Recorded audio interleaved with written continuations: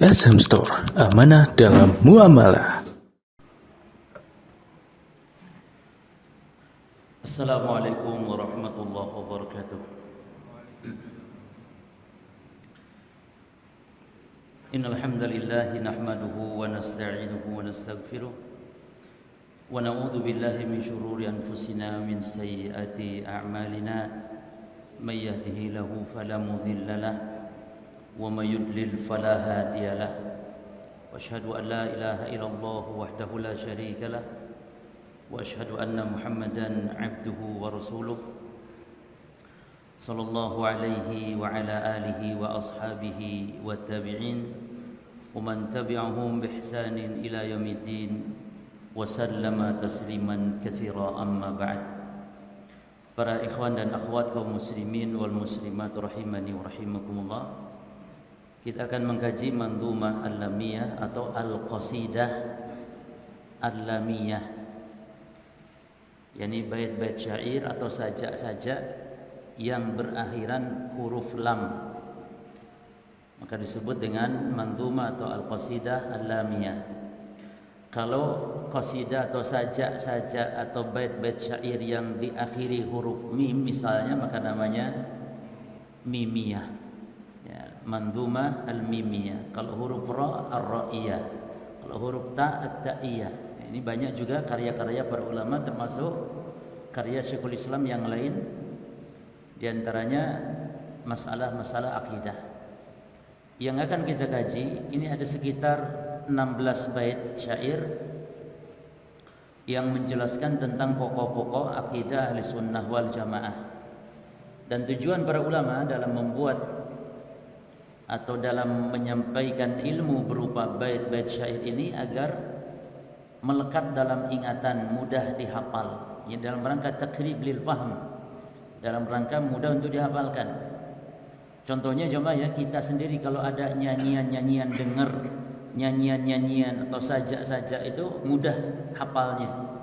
Nah, demikian pula para ulama membuat yakni bahasan-bahasan ilmu dengan menggunakan mandhumah.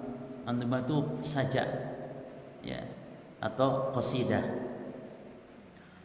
Taib, kita akan bagi dua sesi pembahasan kita. Mudah-mudahan 16 bait ini kita bisa selesaikan dalam dua sesi kajian di hari ini. Ada beberapa muqaddimah para jemaah, mungkin dua muqaddimah ya. Yang pertama tentang penisbatan mandhumah ini atau qasidah ini kepada Syekhul Islam Ibn Taimiyah rahimahullah ta'ala. Berbeda pendapat para ulama dalam masalah penisbatan ini kepada Syekhul Islam.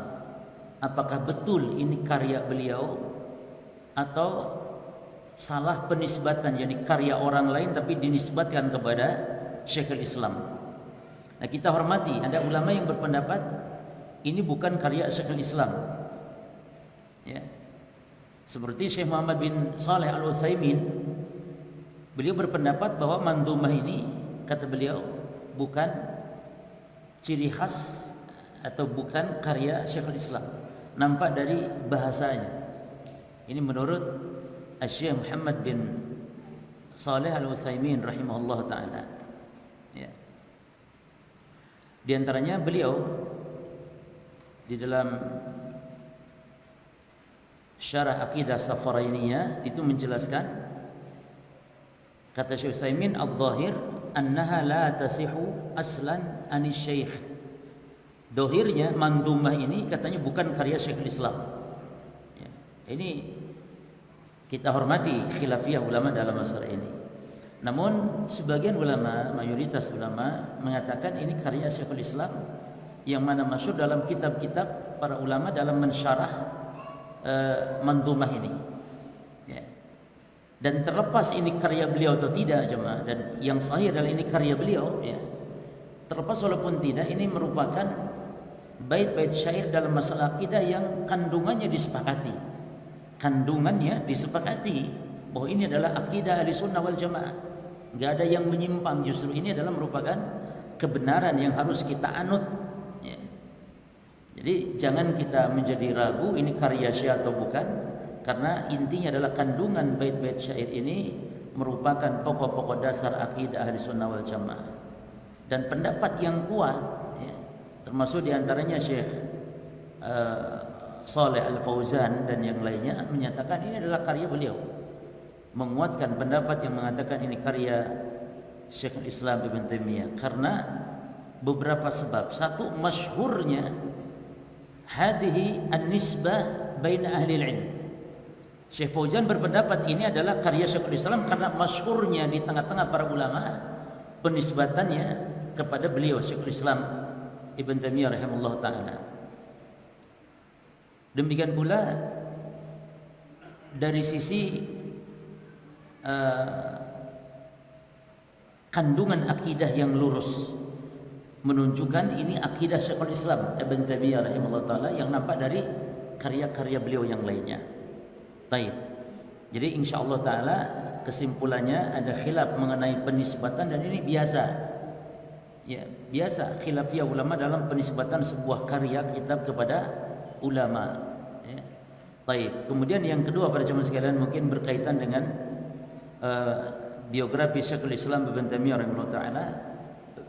Untuk tidak kita bahas secara mendalam tentang biografi beliau karena beliau termasuk ulama yang masyhur, karya-karya beliau merupakan karya yang bermanfaat bagi Islam dan kaum muslimin.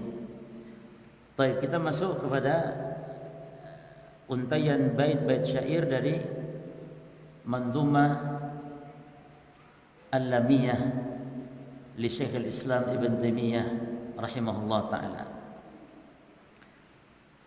Di pembahasan pertama adalah pembahasan tentang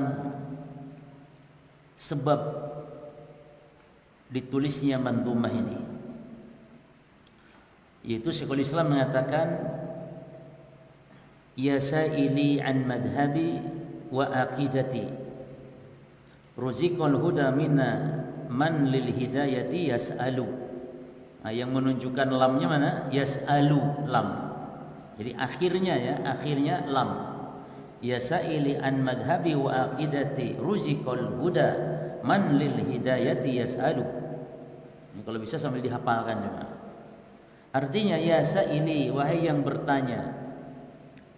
Yang bertanya an madhabi, tentang madhabku, wa aqidati, dan akidahku. Sebagian ulama berpendapat madhab maknanya yakni yang bertanya tentang cabang-cabang agama, wa aqidati, dan pokok-pokok agama. Jadi madhab maknanya yang dimaksud madhab fikih. Sebagaimana diketahui bahwa fikihnya Al-Imam Ibn Taimiyah adalah madhab Hambali. Namun dikenal beliau bukan orang yang fanatik ya, terhadap madhab Hambali di dalam masalah fikih. Buktinya banyak hal yang berseberangan dengan madhab Hambali. Contoh seperti membaca Al-Quran yang pahalanya bisa dikirimkan. Ini Syekhul Islam tidak sependapat. Dan banyak hal-hal yang banyak tidak bersependapat. Taib. Ruziqul huda man lil hidayati yas'alu. Semoga mendapat petunjuk. Ruziqo yakni diberi rizki, ya, mendapat petunjuk, ya, bagi orang yang bertanya tentangnya, yakni tentang petunjuk. Maka di sini kita dapat faedah para jemaah bahwa as-su'al, bertanya itu ada dua macam. Yang pertama as-su'al, jadi bertanya ditinjau dari tujuannya ada dua macam. As-su'al binisbah liqasdihi yanqasimu ila qismain. Bertanya kalau ditinjau dari tujuannya ada dua macam. Yang pertama as-su'al lita'allum, bertanya tujuannya untuk belajar. Dan ini yang terpuji. Ini yang Allah sebutkan dalam surah Al-Baqarah ayat 189. Ya. Contohnya hanya contoh Al-Baqarah 189. Ini sekedar contoh bahwa as-su'al, bertanya itu tujuannya untuk belajar. Itu Allah berfirman yas'alunaka 'anil ahillah. Mereka bertanya kepada engkau Muhammad tentang hilal. Jadi para sahabat yang tanya kepada Rasul ini tujuannya memang supaya ingin tahu, lita'allum, untuk belajar. Beda dengan seperti contoh orang-orang Yahudi yang bertanya kepada Rasul litta'annud. Yang kedua, bertanya ditinjau dari tujuannya untuk ta'annud, untuk membantah, untuk niat buruk dan lain-lain niat. Ya, contohnya seperti firman Allah tentang orang-orang Yahudi jemaah di dalam Al-Baqarah, Al-Isra.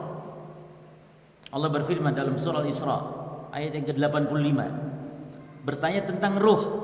Yas'alunaka 'anir ruh. Mereka orang Yahudi bertanya kepada Rasul tentang ruh. Tujuannya apa? Untuk menjatuhkan Rasulullah. Ini supaya Rasul nggak bisa jawab. Makanya kata Allah, jawab Muhammad, "Qul ar-ruhu min amri rabbi." Katakan Muhammad bahwasanya ruh adalah urusan Rabbku. Ya. Wa ma utitu minal ilmi illa qalila, dan aku tidak berilmu kecuali hanya sedikit. Nah, jadi dari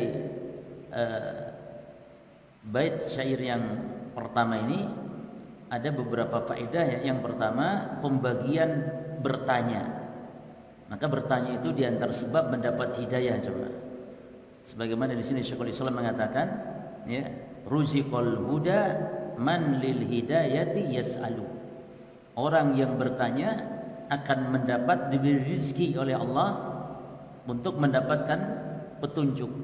Jadi rizki itu bukan hanya harta bercuma. Rizki termasuk rizki adalah hidayah. Ya. Bahkan di antara rizki yang paling afdal adalah rizki yang sifatnya agama, iman, petunjuk, sunnah, itu rizki. Maka rizki ada dua macam. Ada rizki yang khusus, yaitu rizki berupa hidayah. Yang ini hanya Allah berikan kepada orang-orang khusus, orang-orang beriman. Yang kedua, rizki yang umum, yaitu berupa rizki sifatnya jasadiyah, harta, benda, kesehatan, yang orang kafir juga Allah beri. Ya, ini rizki. Dan para ulama menyebutkan macam-macam cara untuk mendapatkan rizki para jemaah. Di antaranya, ya, di antaranya kiat-kiat mendapatkan rizki yang pertama dengan iman dan dengan takwa. Cara untuk mendapatkan rizki dengan beriman dan bertakwa, dan ayatnya banyak di dalam Al-Quran. Misalnya Allah Subhanahu Wa Taala berfirman, ya, Allah Subhanahu Wa Taala tentang takwa, wa man yattaqillaha yaj'al lahu makhraja, lalu wa yarzuqhu min haitsu la yahtasib. Jadi di antara sebab untuk mendapatkan rizki, tentu rizki yang barokah dengan keimanan, dengan ketakwaan para jemaah. Lalu faktor yang lain di antara sebab mendatangkan rizki, di antara faktor yang lainnya adalah di antaranya dengan beristighfar. Ya, dengan beristighfar jemaah. Itu Allah sebutkan dalam surah Nuh. Dalam surah Nuh, wa qultu astaghfiru rabbakum innahu kana ghaffara yursilis samaa 'alaikum midrara, ya, wa yumdidkum bi amwalin wa banin. Nabi Nuh mengatakan, aku katakan beristighfarlah kalian kepada Allah. Kalau beristighfar niscaya Allah akan menurunkan hujan yang lebat, Allah bentangkan rezeki, anak, keturunan. Maka di antara resep banyak anak, banyak rezeki, karena di situ Allah berfirman wa yumdidkum, yakni dibentangkan, bukan diberikan saja tapi dibentangkan. Ya.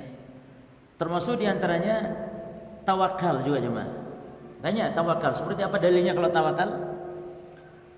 Kalau dalam ayat Al-Quran, hadis ayat yang tadi, wa man yatawakkal 'ala Allah fahuwa hasbuhu.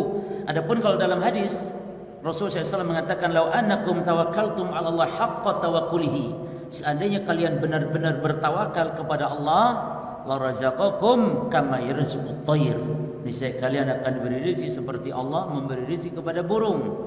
Tagnu khimasan wa taruhu bitanan, pagi berangkat perut kosong, sore sudah penuh. Burung yang tidak punya ijazah, tidak punya apa-apa, tapi Allah memberikan rezeki karena kuatnya tawakal. Demikian pula hijrah berjihad. Jadi orang-orang yang hijrah tuh Allah mudahkan urusannya, Allah mudahkan rizkinya. Walaupun terkadang dengan hijrah harus meninggalkan pekerjaan yang mungkin dulu gajinya mahal, besar, tapi dengan hijrah justru dianggap seperti bangkrut. Tapi tidak, Allah akan mudahkan, akan berkahi rizkinya nanti. Walaupun dari sisi kuantitasnya mungkin berkurang. Maka yang berhijrah, ingatlah surah An-Nisa ayat yang ke-100. Ini hiburan Allah. Ya, wa man yuhajir fi sabilillah yazid fil ardi muraghaman katsira wa sa'ah. Ini siapa yang hijrah karena Allah akan Allah bentangkan. Bumi Allah luas jemaah. Jadi Allah akan berikan rezeki. Demikian pula jihad di jalan Allah. Termasuk silaturahim dan banyak doa. Itu di antara sebab-sebab mendatangkan rezeki, termasuk infak, sedekah, ya. Nah, adapun bagaimana kiat agar kita mendapat hidayah jemaah. Ya. Mendapat hidayah dalam bait syair disebutkan tadi, di antara sebab mendapat hidayah dengan cara apa? Bertanya. Maka yang pertama di antara kiat mendapat hidayah bertanya. Makanya Allah berfirman was'alu ahla dzikri in kuntum la ta'lamun. Ya. Terus yang kedua al-amal bin nasihah, mengamalkan nasihat. Ya, supaya dapat hidayah mengamalkan nasihat. Nah, kalau ada orang yang memberi nasihat-nasihat dari para ulama maka diamalkan. Di antaranya lagi tadabbur Al-Qur'an. Al-Qur'an akan menjadi petunjuk itu jika ditadaburi jemaah. Kalau tidak ditadaburi sekedar dibaca tidak mendapat petunjuk tapi dapat pahala baca saja. Makanya kenapa antum saksikan ada orang yang hafal Quran. Hafal mungkin 30 juz Al-Quran. Pandai membaca dengan berbagai macam qiraat. Qiraat sab'ah, qiraat asyrah, pandai, tapi kok bisa jatuh kepada kesyirikan? Bahkan menyeru kepada kesyirikan karena Quran bagi mereka hanya dijadikan rutinitas ritual bacaan saja. Bahkan dijadikan sebagai sarana-sarana ya untuk ritual baca, pindah rumah baca Quran ya. Untuk punya hajat baca Quran. Tidak pernah dipelajari, dipahami. Padahal isi kandungan Quran membahas tentang tauhid, membahas tentang syirik. Hampir seluruh kandungan Quran isinya tauhid, isinya syirik. Jadi menjelaskan tauhid, menjelaskan kesyirikan. Maka tadabbur. Allah berfirman dalam surah Al-Isra ayat yang ke-9, "Inna hadzal Qur'an yahdi." Quran bisa memberi petunjuk, ya. Maka dengan mentadabburinya Al-Quran bisa memberikan petunjuk. Yahdi lillati hiya aqwam. Demikian pula dalam surah Yunus 57 dan juga di dalam surah Al-Baqarah di awal ya, yang Allah menyebutkan dalikal kitabu la raiba fi hudan lil muttaqin. Baik. Dan banyak di antara sebab-sebab seseorang mendapatkan hidayah. Kemudian para jamaah sekalian,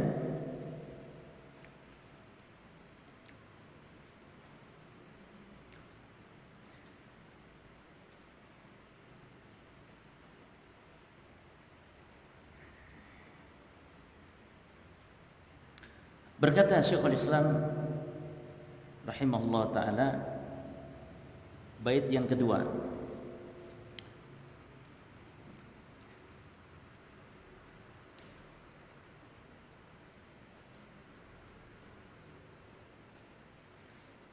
di bait yang kedua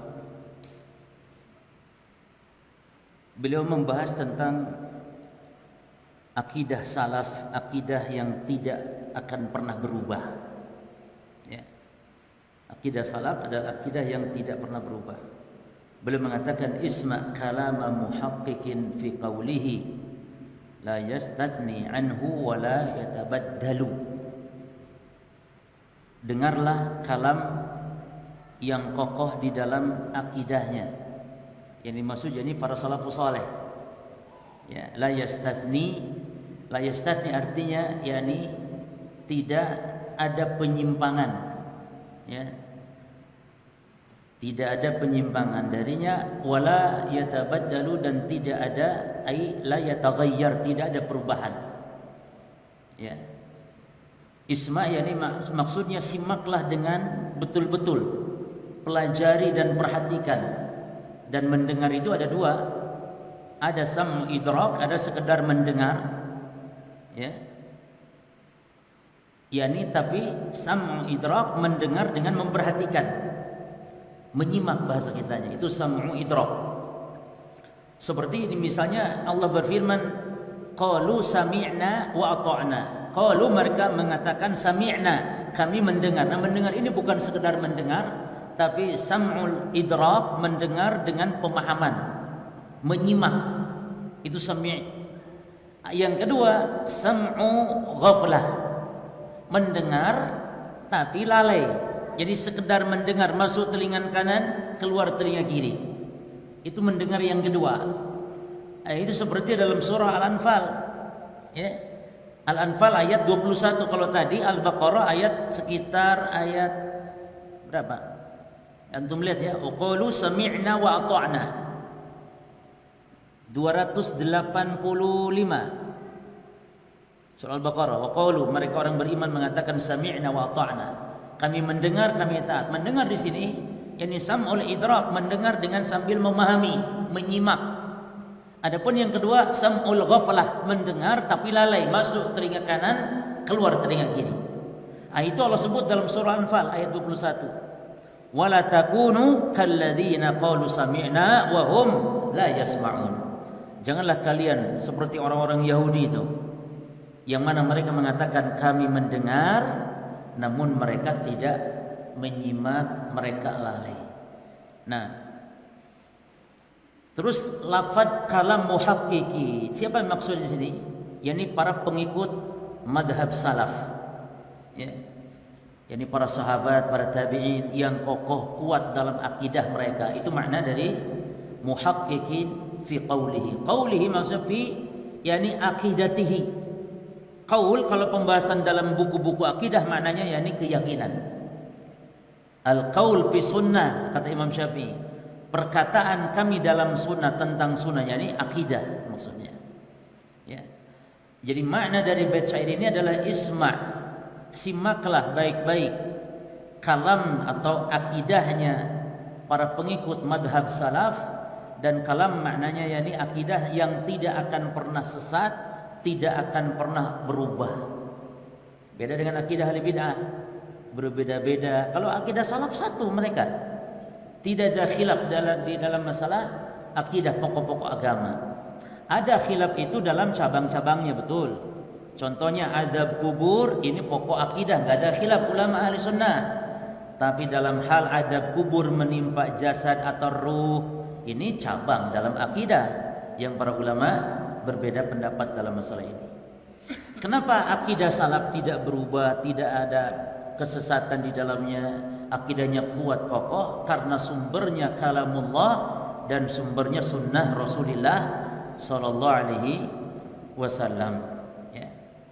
Baik, yang bisa kita simpulkan dari dua bait syair ini pada jemaah yang pertama, Syekhul Islam itu ditanya ya tentang akidah beliau, apa madhab beliau, dan beliau menjelaskan bahwa akidah beliau adalah seperti yang tertulis dalam bait syair ini. Dan demikian kebiasaan para ulama termasuk Syekhul Islam. Terkadang mereka menulis kitab itu ada sebabnya datang pertanyaan.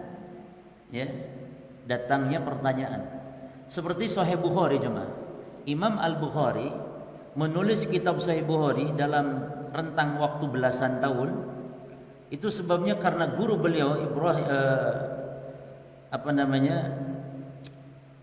guru beliau Ibnu Ruhawayh Tarkhuyah itu menyuruh beliau, kalau di antara kalian yang menulis katanya hadis-hadis Rasul khusus yang sahih saja, maka lakana ansab, niscaya baik, bagus.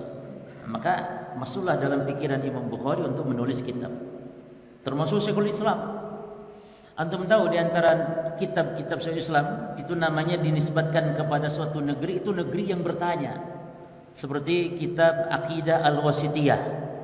Kitab Al-Wasitiyah itu sebabnya karena seorang qadhi yang ada di negeri Wasit ya, antara Basrah, Irak dan Basrah di situ. Itu namanya Radiyuddin Al-Wasiti bertanya kepada Syekhul Islam, ingin dituliskan tentang akidah untuk rujukan beliau dan keluarganya. Asalnya begitu, asalnya. Lalu Syekhul Islam saat itu hanya waktu bada asar, jemaah, hari Jumat di kota Mekah di Masjidil Haram, beliau tulis akidah tersebut lalu diserahkannya. Lalu dikenallah, akhirnya menyebar. Karena keberkahan yang menulisnya tentunya keberkahan isi kandungan akidah tersebut sehingga menyebar, sehingga sampai sekarang kita mempelajarinya, ulama mensyarahkannya, itu syarah akidah Al-Wasithiyah. Demikian pula Syekhul Islam nulis lagi kitab akidah namanya kitab akidah Tadmuriyah, karena ada yang bertanya orang Tadmur sehingga dinisbatkanlah kepada yang bertanya, ya.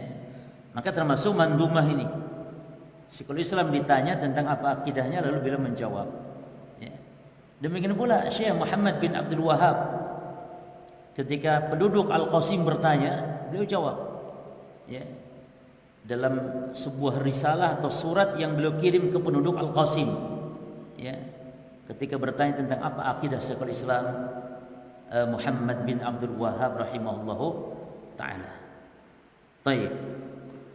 Kemudian yang kedua, di bait syair yang kedua Syekhul Islam bin Taimiyah menjelaskan apa jemaah? Kekuatan, kekokohan akidah salaf, akidah Ahlussunnah wal Jamaah yang tidak ada penyimpangan dan tidak ada perubahan karena sumbernya adalah Al-Qur'an dan As-Sunnah. Masuk ke bait syair yang ketiga. Inti di bait syair yang ketiga adalah wujub hubbi sahabah, kewajiban mencintai sahabat, wa alil bait dan ahlul bait, ya. Inilah diantara akidah Ahlussunnah wal Jamaah yang ini merupakan prinsip. Kenapa dibahas ini? Karena ini diselisih oleh ahli bidah, itu orang-orang Syiah. Maka Syekhul Islam mengatakan hubbu sahabati kullihim li madhhabu wa mawaddatal qurba biha atawassalu, ya. Yani mencintai para sahabat, kullihim yakni enggak beda-bedakan, tidak boleh dibeda-bedakan. Seluruh para sahabat tidak boleh dibedakan dalam kita hal mencintainya, ya. Maka itulah madhabku. Jadi madhab maknanya di sini yakni akidahku. Demikian pula mencintai al-qurba. Al-qurba yakni para kerabat Rasulullah, ahlul bait. Dan biha, dengan mencintai kerabat Rasul, aku bertawassul. Nah, ini maknanya. Apa makna tawassul? Perantara untuk mendekatkan aku kepada Allah.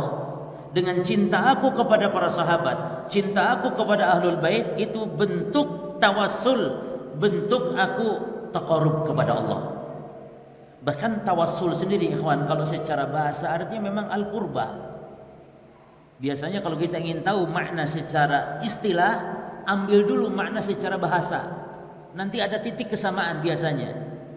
Contoh, bid'ah secara bahasa artinya hal yang baru. Dan secara istilah pun tidak keluar dari mana itu. Tidak keluar dari mana itu. Ya, hanya bedanya hal yang baru dalam urusan agama, urusan ibadah. Demikian pula tawassul. Tawassul secara bahasa artinya qurbah. yakni mendekatkan, seorang menjadi didekatkan, perantara untuk mendekatkan, itu tawassul. Dan Allah perintahkan kita dalam Quran untuk bertawassul kepada Allah dengan ketaatan-ketaatan, salah satunya dengan mencintai ahlul bait, mencintai para sahabat. Allah berfirman dalam surah Al-Imran, ya ayyuhalladzina amanu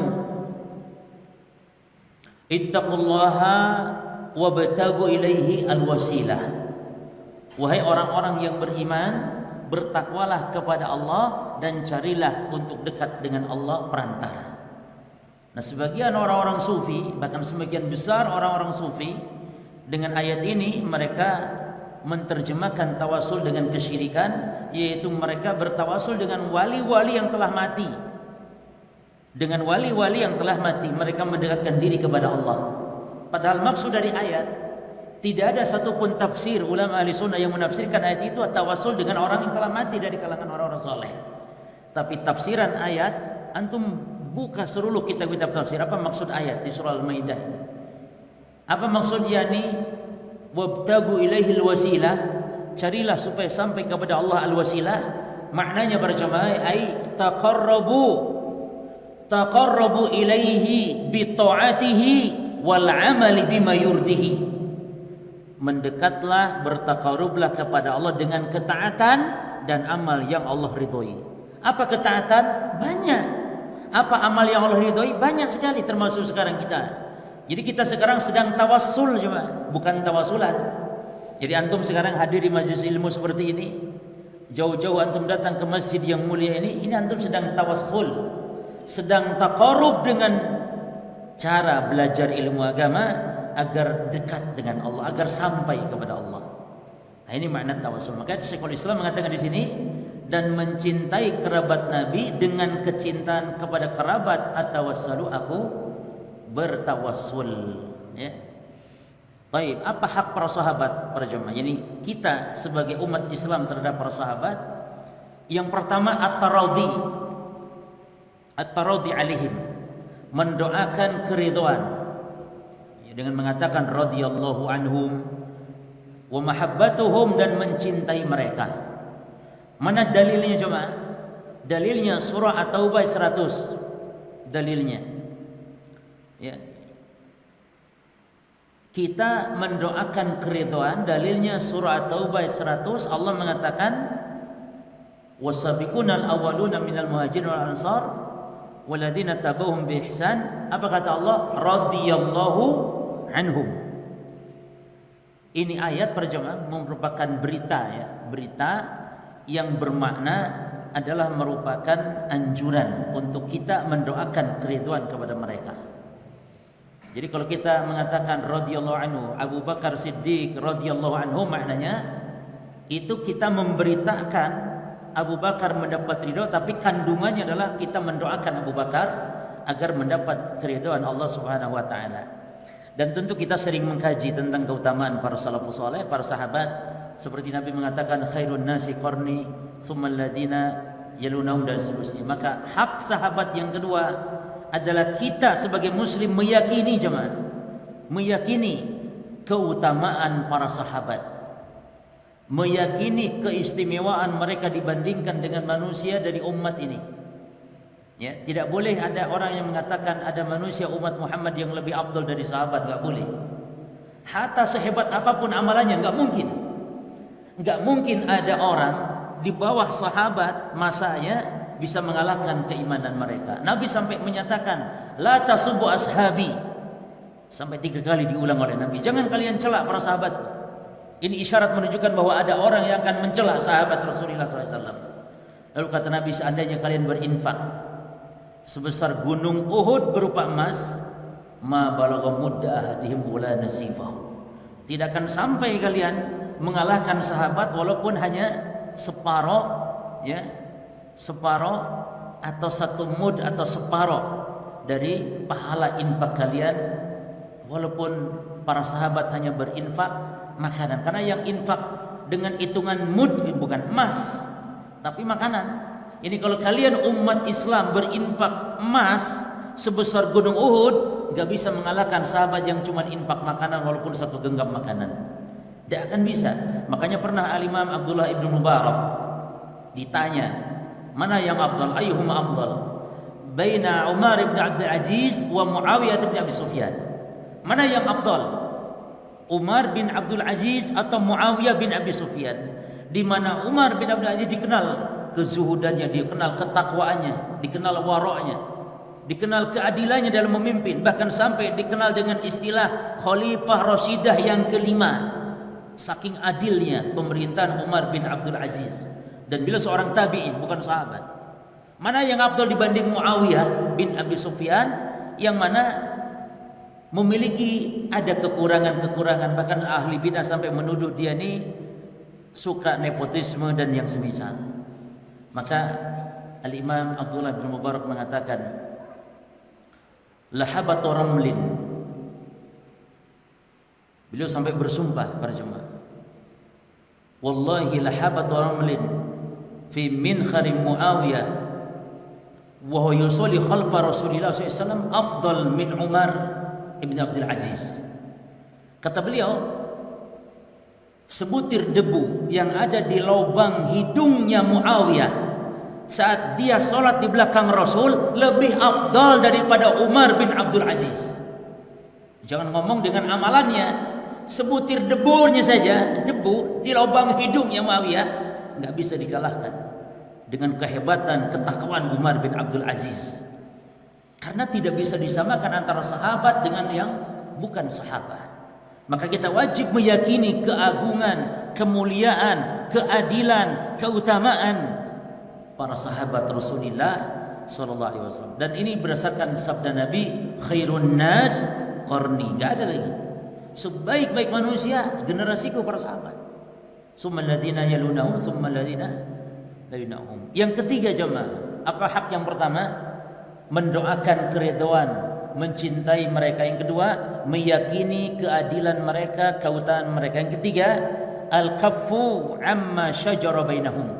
Kita berdiam diri, mulut kita diam terhadap perselisihan para sahabat. Tidak boleh kita mengatakan, ya, oh yang mantap di sini Ali ketika Ali perang dengan Muawiyah. Ya boleh. Kita diam, itu urusan mereka. Yang mereka memiliki banyak keutamaan sehingga walaupun mereka itu dikenal sampai perang saling tumpahkan darah, tapi Allah sudah menyanjung memuji mereka, bahkan mereka semuanya para sahabat itu ahlul jannah. Sementara kita, kenapa kita disibukkan dengan urusan para sahabat, kekurangan? Justru para jemaah, ada dua jawaban mungkin ya kalau ada tuduhan-tuduhan jelek kepada sahabat. Misalnya sahabat berpecah belah, sahabat perang, sahabat saling tumpahkan darah, sahabat ini itu dijelek-jelekan, antum punya minimal dua jawaban. Jawaban yang pertama ikhwan, oke, sahabat perang, yakni ada kelemahan, tapi keutamaan mereka dibandingkan dengan kekurangan, dibandingkan kesalahan-kesalahan mereka yang Allah sudah mengampuni, ini ibarat setetes air dibandingkan dengan samudra yang luas. Gak ada apa-apanya. Jadi walaupun sahabat mau dijelek-jelekan seperti itu yang pertama. Yang kedua jemaah, sahabat dijelek-jelekan seperti itu harus dicek betul-betul riwayatnya sahih atau tidak. Karena banyak tuduhan-tuduhan ini sebenarnya fitnah, dilebih-lebihkan. Ya. Seperti misalnya orang-orang Syiah mengatakan bahwa Muawiyah Yazid bin Muawiyah ini yang memenggal leher siapa? Al-Husain bin Ali bin Abi Thalib. Padahal tidak demikian kenyataannya. Maka dicek ya. Kalau sahih maka jawabannya naik, jawaban turun yang kedua, yaitu bahwa kebaikan mereka dibandingkan kesalahannya tidak ada apa-apanya. Ya. Baik. Kemudian para jamaah sekalian, perkataan Syekhul Islam wa mawaddah, yakni kecintaan, ya. Wa mawaddah yakni maknanya kecintaan. Al qurba, siapa maksudnya di sini? Ahlul bait. Nah, adapun masalah tawassul kita jelaskan secara singkat. Tawassul ada dua macam. Pertama tawassul yang masyru', yang kedua tawassul yang ghair masyru' atau yang al-mamnu', yang terlarang, tawassul yang terlarang. Kalau tawassul yang masyru', tawassul yang disyariatkan, yang ditawassul yang ditetapkan oleh Allah Subhanahu wa taala berdasarkan Al-Qur'an atau ditetapkan oleh Nabi SAW dalam hadis-hadisnya yang sahih. Ya. Taib. Adapun tawassul yang mamnu adalah tawassul kepada Allah dengan hal yang tidak ditetapkan oleh syariat. Seperti tawassul kepada Allah dengan meminta dari doa orang-orang yang telah meninggal, ya, atau tawassul kepada Allah dengan melakukan ibadah-ibadah di kubur-kubur orang-orang saleh. Dilarang para jemaah. Islam sangat ketat dalam masalah kuburan. Dilarang salat, dilarang ibadah di kuburan. Kalau ibadah di kuburan saja itu sudah dilarang keras. Seperti Nabi melaknat, ya. Nabi katakan, laknatullah 'alal yahud wa nasara ittakhadhu qubur anbiya'ihim masajid. Allah melaknat Yahudi Nasrani yang telah menjadikan kubur nabi mereka sebagai masjid, maknanya sebagai tempat ibadah. Jadi ibadahnya kepada Allah jemaah cuma di kuburan.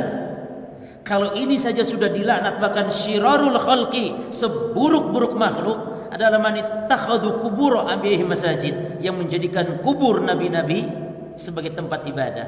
Kalau ibadahnya kepada Allah saja, namun di kuburan sudah demikian buruk, demikian terlaknat, demikian besar dosanya, bagaimana pula kalau meminta kepada ashabil kubur? Bagaimana kalau meminta atau ibadah untuk ashabil kubur? Ya.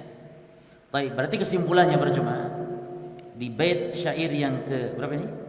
Yang ketiga, bahwa Syekhul Islam menjelaskan madzhab Ahlussunnah wal Jamaah tentang para sahabat Rasulullah, bahwasanya mereka ahli sunnah mencintai seluruh para sahabat tanpa pengecualian. Tanpa pengecualian. Berbeda dengan orang-orang Rafidhah yang mereka mengecualikan. Mereka cinta hanya segelintir sahabat, ya. Jadi dikecualikan. Namun ahli sunnah tidak. Dan mereka ahli sunnah wal jamaah dalam mencintai sahabat itu yataqarrabuna ilallah bi mahabbati ahli baitin nabi. Ahli sunnah bertaqarrub kepada Allah, bertawasul supaya mendekatkan diri mereka kepada Allah dengan tawasul, dengan cara mencintai kerabat Nabi SAW. Dan siapa ahlul bait jemaah? Ahlul bait Nabi adalah pertama istri beliau sendiri dan seluruh anak keturunan Hashim yang beriman. Itu ahlul bait. Istri Nabi dan seluruh Bani Hashim. Hashim itu kakek Nabi yang kedua. Jadi anak keturunan kakek Nabi yang kedua. Yang pertama kakek Nabi Abdul Muttalib, lalu yang kedua namanya Hashim. Bani Hashim, maka dikenal Bani Hashim. Baik. Kemudian di bait yang ke berapa jemaah? Seterusnya keempat, muallif menjelaskan keutamaan sahabat, fadailus sahabah. Qala al-musannif rahimahullah, wa likullihim qadrun ala wa fadailu, lakinnama as-siddiqu minhum afdalu. Dan seluruh sahabat memiliki kemuliaan yang tinggi, memiliki kedudukan, keutamaan yang tinggi. Namun Abu Bakar As-Siddiq di antara mereka itu yang paling afdal. Yang paling afdal. Jadi ala di sini maknanya yakni azuma, ala yakni tinggi, ya. Adapun fadailu bentuk jamak dari fadilah, keutamaan. Ya. Fadilah lawannya radilah. Ar-radilah. Hati-hati jangan namain anak antum perempuan namanya siapa nak? Namanya radilah. Masya Allah, radilah artinya yang buruk. Radilah. Namakan fadilah boleh. Fadilah. Ya. Taib. Kemudian Abu Bakar Siddiq. Nah ini di sini menunjukkan Abu Bakar di antara sahabat yang paling mulia, bahkan di antara umat yang paling mulia setelah Nabi dan Rasul secara mutlak adalah Abu Bakar As-Siddiq radhiyallahu an. Disebut As-Siddiq para jemaah. Itu disebutkan ya di dalam Al-Qur'an. Kita lihat beberapa ayat Al-Quran menunjukkan keutamaan Abu Bakar. Yang pertama, surah Al-Lail ayat 17 sampai 21. Ya. Di dalam surah Al-Lail ayat 17 sampai 21 disebutkan di situ, perhatikan disebutkan wasayujannabuhal atqa. Ya. Dan orang yang bertakwa, yang paling bertakwa akan dijauhkan dari azab api neraka. Al-atqa yang dimaksud dalam ayat Abu Bakar Siddiq radhiyallahu anhu. Ya, alladzi yu'ti malahu yatazakka. Ini ayat ini turun, al-atqa ini gelaran untuk Abu Bakar. Nazalat hadil ayat fi Abi Bakar. Itu satu. Nah, yang kedua Allah menyebutnya Abu Bakar dengan As-Siddiq, ya, karena Allah juga menyebut di dalam Al-Quran, yakni Abu Bakar disifati dengan wasaddaqa, dan Abu Bakar membenarkan. Yakni Abu Bakar disifati dengan as-saddaqa, yakni beliau ini yang datang, Rasul membawa kebenaran, dan Abu Bakar yang disifati dengan membenarkan kebenaran tersebut. Contohnya misalnya di dalam ayat surat apa? Ja'a bisidqi. Coba kita cek ayatnya cuma.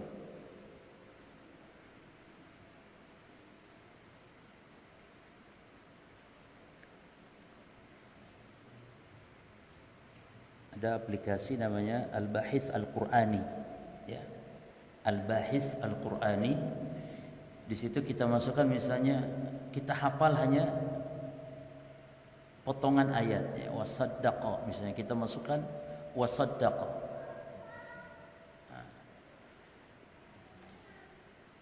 Surah Az-Zumar ayat 33 jemaah. Itu ayat berkaitan pujian Allah kepada Abu Bakar, yaitu Allah berfirman walladzi jaa'a bisidqi, dan Nabi Muhammad yang membawa kebenaran, ya. Wa jaa'a bisidqi maksudnya Rasulullah, lalu wasaddaqa bihi, ini maksudnya Abu Bakar. Wasaddaqa bihi ulaika humul muttaqun, dan membenarkan apa yang dibawa oleh Nabi. Siapa maknanya? Abu Bakar. Mereka lah orang-orang yang bertakwa. Az-Zumar ayat berapa? 33 ya. Apa 32? 33. Nah, walladzi jaa bisidqi wa saddaqa bihi ulaika humul muttaqun. Jadi Abu Bakar dipuji, ya, oleh Allah Subhanahu wa taala. Demikian pula dalam hadis, ya. Dalam hadis kata Abdullah bin Umar, kunna fi zamanin Nabi la na'dilu bi Abi Bakrin ahadan. Summa Umar, summa Utsman, summa natruku ashaban Nabi la nufadilu bainahum. Kata Ibnu Umar, kami di zaman Rasul sallallahu alaihi wasallam, ya, tidak ada yang mengunggulkan sahabat selain Abu Bakar, siapapun. Tidak ada yang kami unggulkan, yani maksudnya kami memuji, menganggap baik selain Abu Bakar, siapapun tidak bisa. Lalu di bawah Abu Bakar adalah Umar. Jadi tidak boleh orang Islam nih meyakini Umar atau siapapun sahabat lain lebih afdal dari Abu Bakar, enggak boleh. Secara mutlak ya enggak boleh. Tapi kalau secara kekhususan tertentu bisa saja ada sahabat yang lebih afdal dari Abu Bakar dalam poin tertentu, jemaah. Tapi kalau secara mutlak enggak bisa. Ada orang yang dibandingkan mengalahkan Abu Bakar Siddiq. Contoh, tadi saya katakan umat setelah sahabat tidak akan bisa mengalahkan sahabat secara mutlak.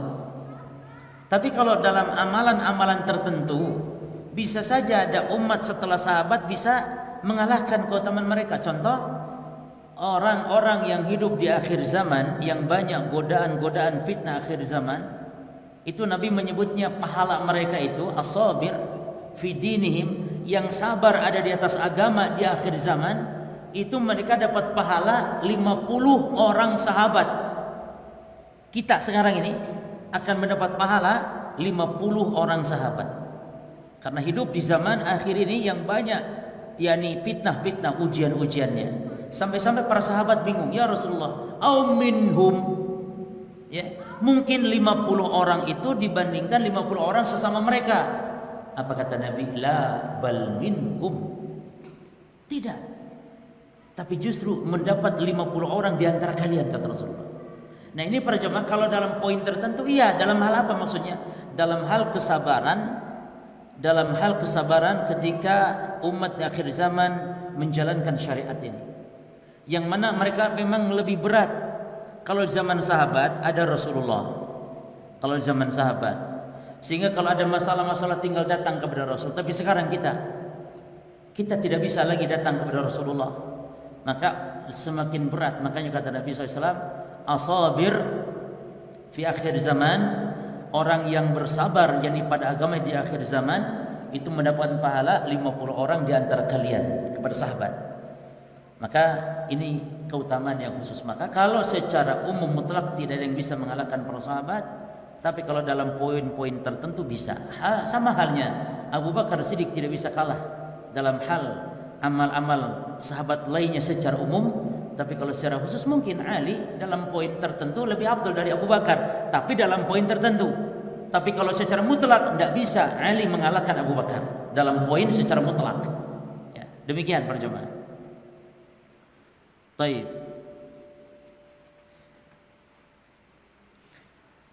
Kandungan dari bait syair ini, muallif mengatakan bahwa madhab ahli sunnah wal jamaah tentang sahabat adalah mereka meyakini semuanya memiliki kedudukan kemuliaan, dan yang paling afdal di antara mereka akidah ahli sunnah wal jamaah adalah Abu Bakar As-Siddiq. Tentu kalau orang Syiah tidak mungkin mengatakan ini. Abu Bakar itu orang kafir, Umar itu bahkan dua berhala Quraisy kata mereka. Tidak mungkin orang Syiah mengatakan Abu Bakar yang paling afdal. Maka akidah ini adalah akidah yang sangat bertabrakan dengan akidah rusaknya akidah Syiah. Kalau Syiah jelas yang mengatakan yang paling afdal siapa setelah Nabi? Ali bin Abi Thalib.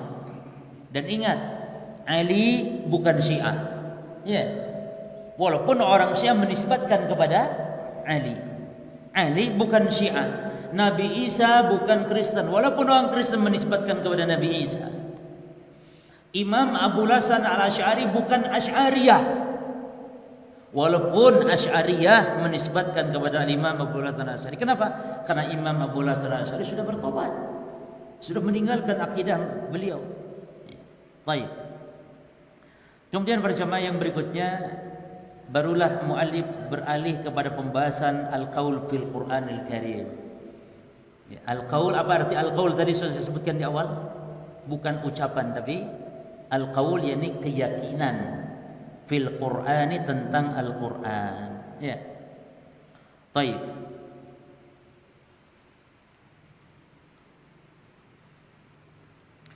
Wa aqulu fil Qur'ani ma ja'at bihi ayatuhu fahuwal karimul munazzalu.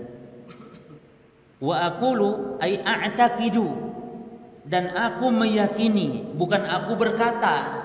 Terjemahannya aku berkata, tapi maknanya aku meyakini, karena ini pembahasan akidah. Wa aqulu fil Qur'an, dan aku berkeyakinan tentang Al-Qur'an adalah ma ja'at bihi ayatuhu, apa yang datang tentang ayat-ayatnya.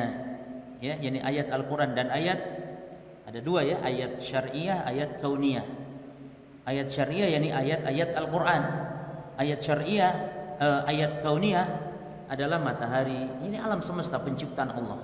Matahari, bulan, langit, bumi, manusia, itu ayat Allah juga, tapi ayat kauniyah. Adapun ayat Allah yang syariah apa jemaah? Ayat-ayat Al-Qur'an. Fahuwal karimul munazzalu, dan dia adalah yang mulia Al-Qur'an tersebut, al-munazzalu, yang diturunkan.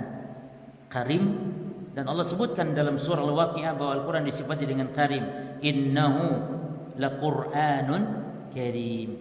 Jadi di antara sifat Al-Quran yang Allah sebutkan Al-Karim. Al-Quran dinamakan pula Al-Kitab. Al-Quran dinamakan pula Al-Furqan. Al-Quran dinamakan pula banyak nama yang lain, Al-Dzikra atau Al-Dzikru dan yang semisal. Baik. Kemudian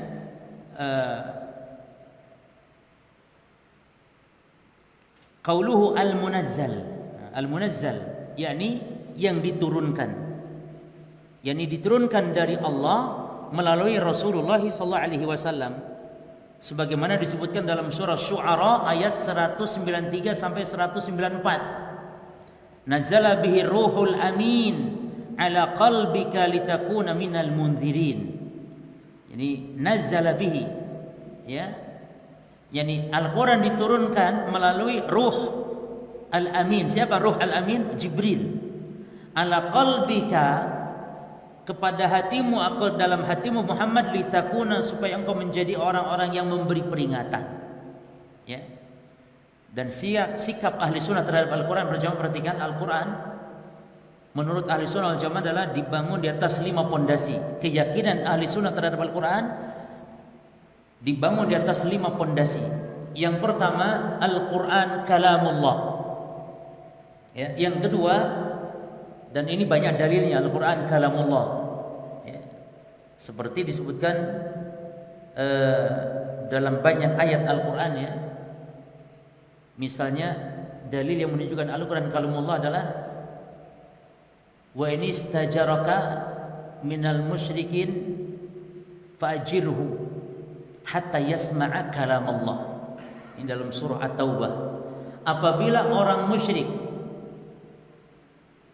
meminta perlindungan kepada engkau Muhammad, maka berilah perlindungan sehingga mereka mendengar kalam Allah. Nah, apa maksud kalam? Orang musyrik mendengar kalam Allah, maksud mendengar Al-Quran yang dibacakan.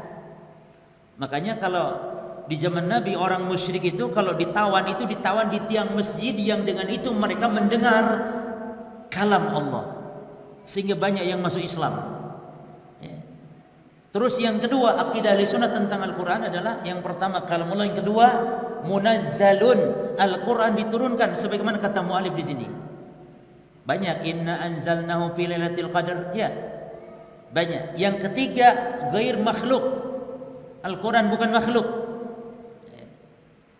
Artinya Al-Quran bukan makhluk. Ini bantahan kepada akidah orang-orang Jahmiyah dan Mu'tazilah yang mengatakan Quran adalah makhluk.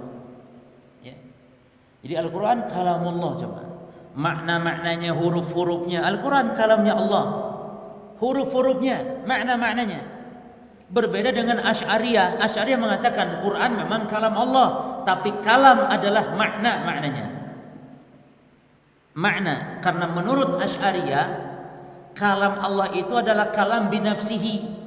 Kalam Allah itu tidak terdengar. Tapi Ahlussunnah meyakini kalam Allah itu kalam Allah yang terdengar. Ada suara, ada huruf, ada kalimat, ada lafaz-lafaz yang terdengar, masmu'. Musa mendengar kalamnya Allah. Bukan makna, sekedar makna saja, bukan. Tapi maknanya, huruf-hurufnya, kalimatnya, itu semuanya kalam Allah. Menurut Asy'ariyah tidak demikian. Al-Quran kalam Allah, tapi makna, yakni Allah memberikan, melemparkan makna kepada Jibril, lalu Jibril mengatakan kepada Muhammad. Berarti lafadznya lafadz Jibril, kalamnya kalam Jibril. Ini keliru. Kalau itu yang dimaksud menurut Ahlussunnah adalah bukan Al-Quran tapi hadis qudsi. Betul. Kita juga meyakini kalau hadis qudsi betul, kalam Allah berupa makna. Tapi kalau Quran bukan berupa makna, kalam Allah maknanya, huruf-hurufnya, kalimat-kalimatnya. Baik. Yang keempat, ayat berapa tadi? Kalamullah munazzalun ghairu makhlukin. Yang keempat, minhu bada'a, dari Allah bermula, wa ilaihi ya'ud, dan kepada Allah akan kembali. Inilah akidah Ahlussunnah tentang Al-Quran. Jadi dari Allah bermula, jadi semuanya datang dari Allah. Artinya apa? Quran itu yang mula-mula berfirmannya Allah. Walaupun disandarkan Quran kalamnya Muhammad, maknanya Muhammad hanya menyampaikan karena Allah yang memulainya. Jelas ya? Itu arti dari minhu bada'a, dari Allah Al-Quran bermula. Jelas? Kan di dalam Quran disebutkan Al-Quran ini kalamnya Jibril, Al-Quran kalamnya Muhammad. Nah ini jangan sampai salah paham. Akidah kita Ahlussunnah, Al-Quran kalam Jibril, maknanya Jibril yang menyampaikan, tapi yang bermula berfirman siapa? Allah. Minhu bada'a. Ini makna minhu bada'a. Karena di Quran Allah menyebutkan innahu laqaulu rasulin karim, bahwa Quran adalah perkataan Rasul yang mulia Muhammad, atau Rasul yang mulia Jibril. Tapi maknanya bukan yang mula-mula berkata dalam Muhammad atau Jibril. Mereka berdua hanya menyampaikan, maka disandarkan perkataan kepada mereka. Tapi yang bermula berfirman Allah Azza wa Jalla. Jelas ya? Adapun kembali kepada Allah maknanya wa ilaihi ya'ud, kembali kepada Allah. Di akhir zaman Quran akan dicabut oleh Allah. Ka'bah dihancurkan oleh Allah. Ka'bah dihancurkan, gak ada lagi orang menyebut nama Allah. Quran pun sudah dihapuskan oleh Allah. Orang yang beriman diwafatkan oleh Allah. Semua gak ada yang hidup. Barulah kepada mereka seburuk-buruk makhluk terjadinya kiamat. Maka kalau kiamat kubra tidak setiap orang mengalami. Tapi kalau kiamat sugra, yaitu kematian, setiap orang mengalami. Maka takutlah dengan kiamat sugra ini jemaah, yang dia penghancur segala kenikmatan. Jadi kiamat ada dua, ya. Kiamat sugra, kematian. Idza matal insan faqad qamat kiamatuhu. Kalau orang mati, meninggal, berarti telah datang kiamatnya. Ini jemaah yang kita khawatirkan. Jangan sampai arti kita meninggal mendadak, kita belum ada persiapan. Maka mari kematian itu kita jemput jemaah. Bukan berarti bunuh diri jemaah, bukan. Artinya kita siapkan. Anggap kita nanti malam akan mati. Anggap besok kita akan mati. Sehingga kita sudah siap. Alhamdulillah salat semua sudah kita jalankan, zikir, sedekah, ya menuntut ilmu, amal soleh sudah kita lakukan untuk menyongsong kematian sehingga seorang meninggal dalam keadaan husnul khatimah. Dan yang paling penting jemaah, seseorang hakikatnya husnul khatimah bukan mati ketika baca Quran, bukan mati ketika sedang sholat dan semisal. Bagaimana kalau orang Syiah mati sedang sholat? Ini seandainya. Apakah kita katakan husnul khatimah? Al-jawab, setiap orang yang rusak akidahnya matinya su'ul khatimah. Maka yang paling penting mati husnul khatimah ketika seorang berakidah jauh dari kesyirikan, kebidahan, jauh dari kesesatan. Itu yang harus kita pertahankan jemaah. Tidak penting, yakni tidak harus orang mati sedang baca Quran.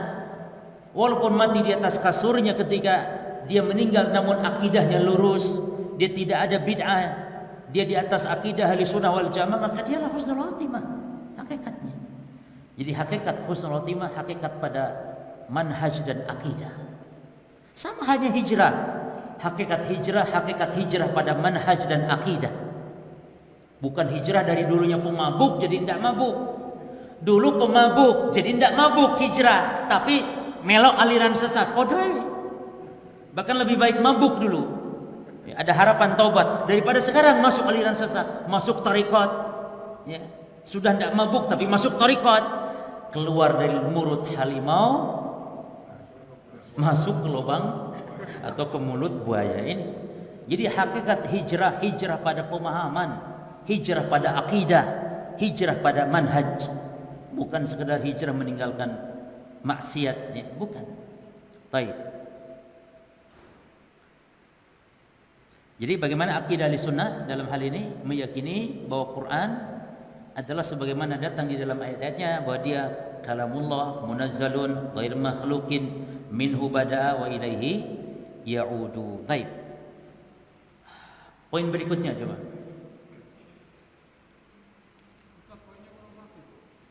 Yang di mana, Pak?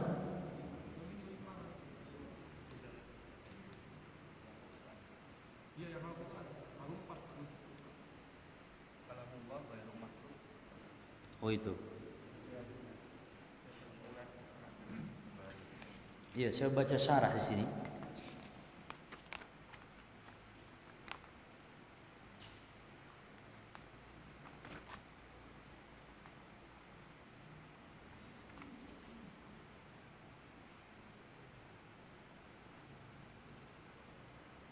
Ya sudah betul.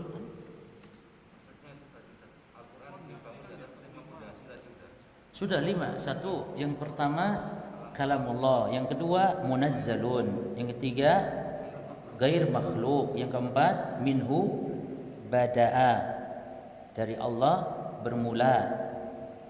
Ya. Ini sebagai bantahan, kalaupun Al-Quran kalam Muhammad atau kalam Jibril, maknanya yang menyampaikan, karena yang bermula berfirman Allah. Terus yang kelima wa ilaihi ya'udu, dan kepada Allah Al-Quran akan kembali. Makna kembali apa tadi? Dikembalikan karena dalam hal pensifatan ya, atau yang kedua dikembalikan ini akan dihapus Al-Quran oleh Allah nanti di akhir zaman. Jadi setiap ada lafaz-lafaz Quran dihapus oleh Allah. Yang hafal Quran pun menjadi hilang di akhir zaman. Orang yang mau baca paginya, malam sudah dicabut dalam satu malam waktunya. Pagi orang mau baca Al-Fatihah tidak bisa. Orang mau baca tidak bisa lagi, hilang mana enggak.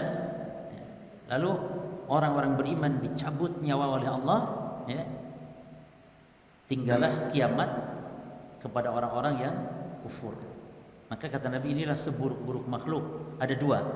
Satu, man adrakahum sa'ah wa hum ahya. Man adrakatuhum sa'ah wa hum ahya. Seburuk-buruk makhluk ada dua. Yang pertama, yang menjumpai hari kiamat, yang saat kiamat dia masih hidup. Ya berarti orang kafir. Yang kedua, man ittakhadhu qubura anbiya'ihim wa salihim masajid, yang menjadikan kubur nabi atau orang saleh sebagai tempat ibadah.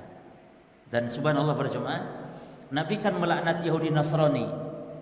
Berarti kebiasaan Yahudi Nasrani, di antara sunnah Yahudi Nasrani, sunnah Yahudi, sunnah Nasrani adalah beribadah di kuburan. Dan Nabi telah memperingatkan bahwa umat Islam ini akan mengikuti siapa jemaah? Sejengkal demi sejengkal. Bahkan pengikutannya itu Nabi ibaratkan dengan lubang apa? Dob. Lubang dob itu kecil tapi bisa masuk, menunjukkan sangat persisnya gitu cuma. Sangat persisnya pengikutan umat Islam terhadap Yahudi Nasrani.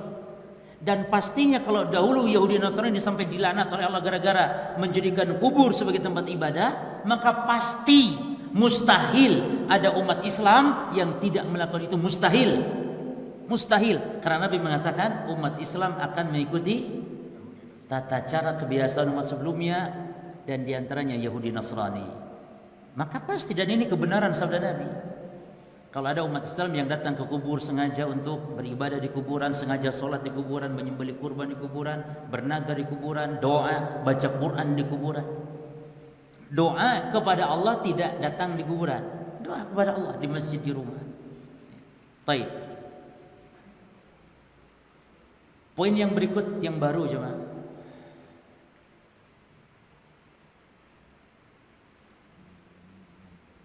Qala al-musannif rahimahullah. Di sini pembahasan mulai kepada pembahasan al-asma' wa sifat, bahwa nama dan sifat adalah sifatnya tauqifiyah. Apa tauqifiyah?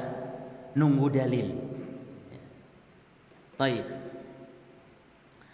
Qala al-musannif rahimahullah wa aqulu qala Allah azza qala Allah jalla jalaluhu wal mustafa al-hadi wala ata'awwalu.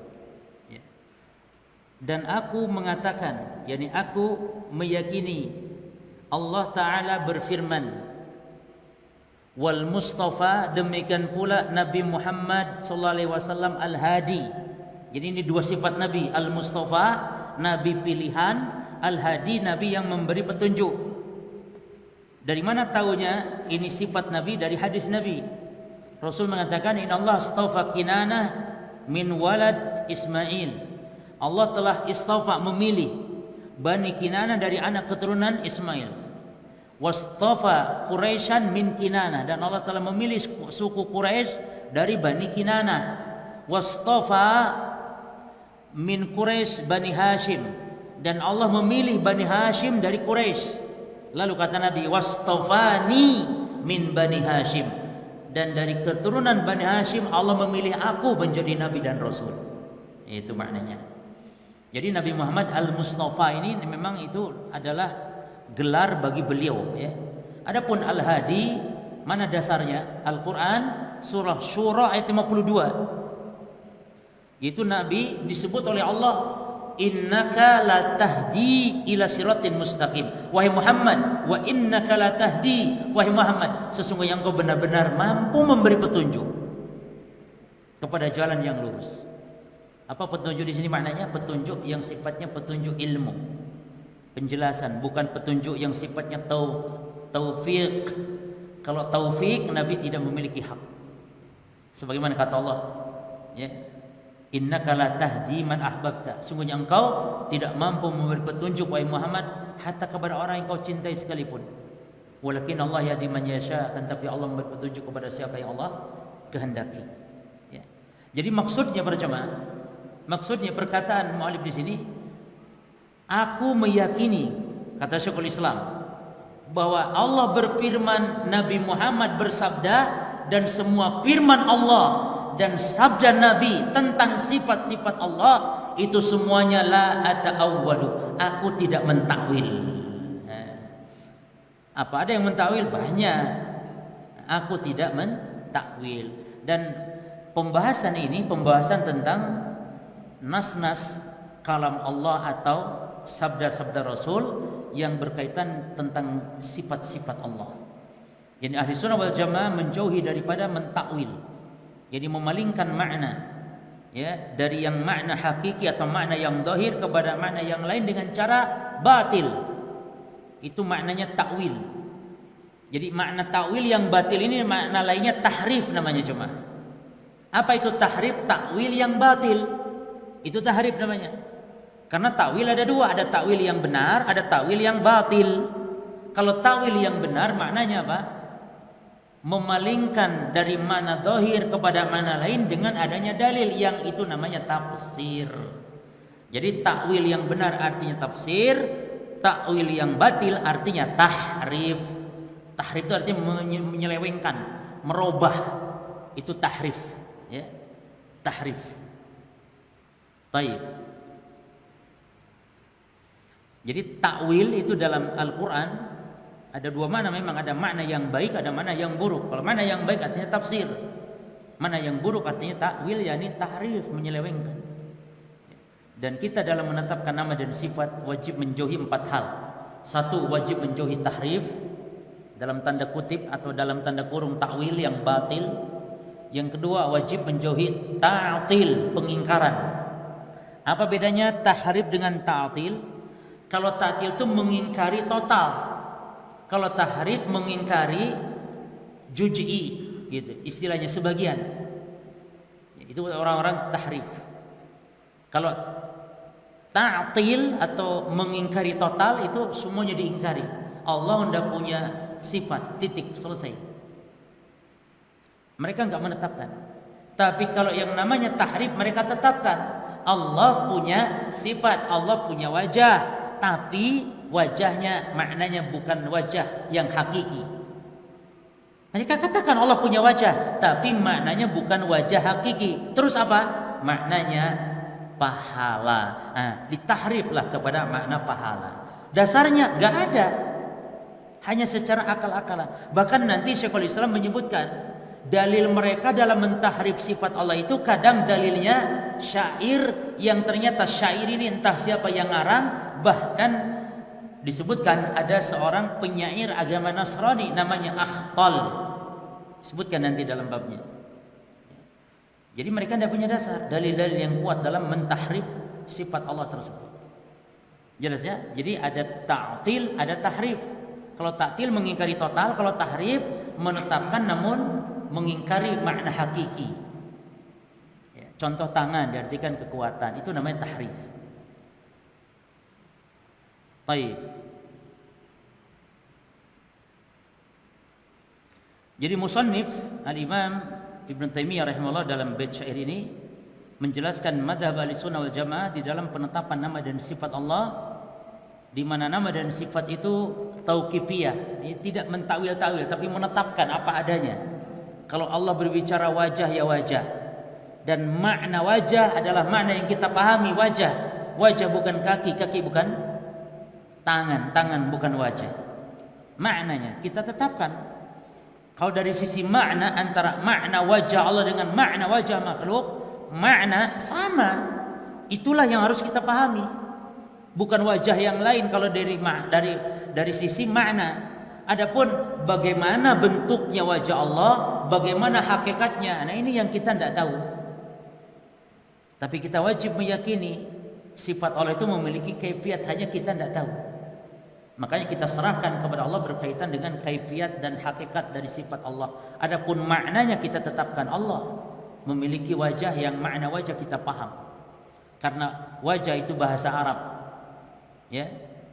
Bahasa Arab bukan bahasa lain, dan makna dalam wajah dalam bahasa Arab semuanya tahu. Tangan demikian pula, aliyat bahasa Arab. Jadi kita wajib menetapkan nama dan sifat sesuai pada zahirnya nas, tanpa mentakwil atau mentahrif, tanpa menta'til, tanpa membagaimanakan takyib, dan juga tanpa menyerupakan. Laisa kabislihi syai'un wa huwas samiul basir. Maka penetapan nama dan sifat Allah menurut Ahlussunnah cuma 2 saja. Satu berdasarkan Alkitab, yang kedua berdasarkan sunnah Nabi sallallahu alaihi wasallam yang sahih. Ya, yang sahih. Baik. Nah, sekarang diperinci di bait syair berikutnya. Al-Manhaj fi Isbati Sifat judulnya. Metode di dalam penetapan sifat Allah menurut ahli sunnah. Yang mana tadi di awal sebagai mukaddimah, ini sekarang perinciannya. Qala al-musannif rahimahullah, wa jami'u ayati sifati umiruha haqqan kama taqulul tirazul awwalu. Dan seluruh ayat-ayat sifat itu umiruha, pahamilah, haqqan, apa adanya, kama naqul, sebagaimana yang dinukil, atau kama nukilat tirazu, sebagaimana yang dinukil oleh ahli tirazu. Ahli tiraz yakni maknanya yang terbaik, al-awwalu, dari generasi pertama. Siapa maksudnya yang terbaik dari generasi pertama? Para sahabat. Jadi maksudnya seluruh ayat-ayat sifat pahamilah apa adanya sebagaimana telah dinukil oleh para salafus saleh. Demikian mereka memahami ayat-ayat sifat. Wa aruddu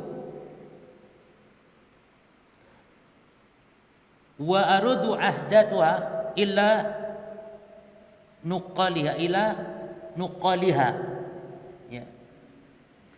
Dan kita mengembalikan, gitu ya, maknanya kepada yang menukilkannya, ya, kepada Rasul yang menukilkan kepada kita, ya. Jadi kama nukila, sebagaimana diriwayatkan, ya. Terus wa arudu, yakni wa arudtu iddataha, ay arada ayat as-sifat, mengembalikan ayat sifat, termasuk hadis-hadis tentang sifat, ya. Itu kepada siapa? Kepada yang telah menukilkannya kepada kita. Bukan hak kita untuk yakni memaknai, menakwil dan semisalnya. Siapa yang dimaksud yang telah menukilkannya kepada kita? Yakni kepada Rasulullah sallallahu alaihi wasallam. Wa asunuha, dan kita menjagana, yakni menjaga ayat-ayat sifat tersebut, an kulli ma yutakhayyal, yakni menjaga diri artinya mensucikan.